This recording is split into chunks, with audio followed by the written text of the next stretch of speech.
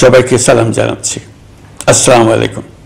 শুরুতেই স্মরণ করছি মুক্তিযুদ্ধের লাখো লাখো শহীদ এবং গত জুলাই আগস্ট মাসে ফ্যাসিবাদের বিরুদ্ধে ছাত্র শ্রমিক জনতার অভ্যুত্থানে নিহত সকল শহীদকে। বর্তমান অন্তর্বর্তী সরকারের 100 দিন পূরণ উপলক্ষে জাতির উদ্দেশ্যে ভাষণ দেন প্রধান উপদেষ্টা ডক্টর মোহাম্মদ ইউনূস। ভাষণের শুরুতেই মুক্তিযুদ্ধে ও বৈষম্য বিরোধী আন্দোলনে নিহতদের স্মরণ করেন প্রধান উপদেষ্টা। আহতদের জন্য দ্রুত সুস্থতা কামনা করেন তিনি। আমরা অন্তর্বর্তীকালীন সরকারের প্রথম 100 দিন অতিক্রম করলাম। আপনারা জানেন কি কঠিন এক পরিস্থিতিতে আমাদের দায়িত্ব গ্রহণ করতে হয়েছে। বৈষম্য বিরোধী আন্দোলনের উদ্দেশ্য তুলে ধরে তিনি জানান, সেই আকাঙ্ক্ষা পূরণে কাজ করছে এই সরকার। সব জন আকাঙ্ক্ষা পূরণ করেই প্রয়োজনীয় সংস্কার সম্পন্ন করে একটি অবাধ ও সুষ্ঠু নির্বাচনের ব্যবস্থা করা হবে বলেও জানান ডক্টর মোহাম্মদ ইউনূস।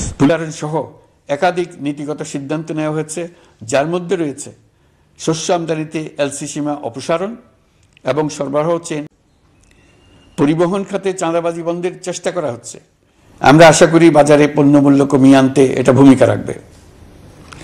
নেপাল থেকে পানি বিদ্যুৎ বাংলাদেশে আনার ব্যবস্থা করা হয়েছে। দৈনন্দিন রাষ্ট্র পরিচালনার পাশাপাশি আমাদের ভবিষ্যতের বাংলাদেশ বিনির্মাণের কথাও ভাবতে হচ্ছে।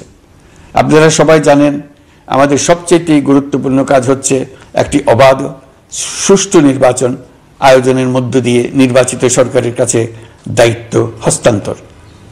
আমরা রাজনৈতিক দলগুলোর সঙ্গে আমাদের নিয়মিত যোগাযোগ অব্যাহত রেখেছি। বিভিন্ন ইস্যুতে তাদের মতামত নিয়ে যাচ্ছি।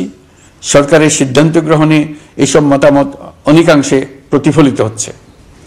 চলমান সংস্কার প্রক্রিয়ায় তাদের প্রতিটি মতামত সক্রিয়ভাবে বিবেচনায় নেওয়া হচ্ছে।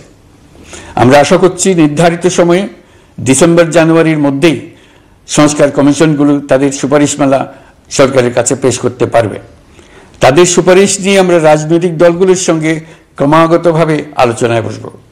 সকলের ঐক্যমত্যের ভিত্তিতেই আমরা সংস্কার প্রস্তাব চূড়ান্ত করব। নির্বাচন কবে হবে এই প্রশ্ন আপনাদের সবার মনেই আছে, আমাদের মনেও সারাক্ষণ আছে।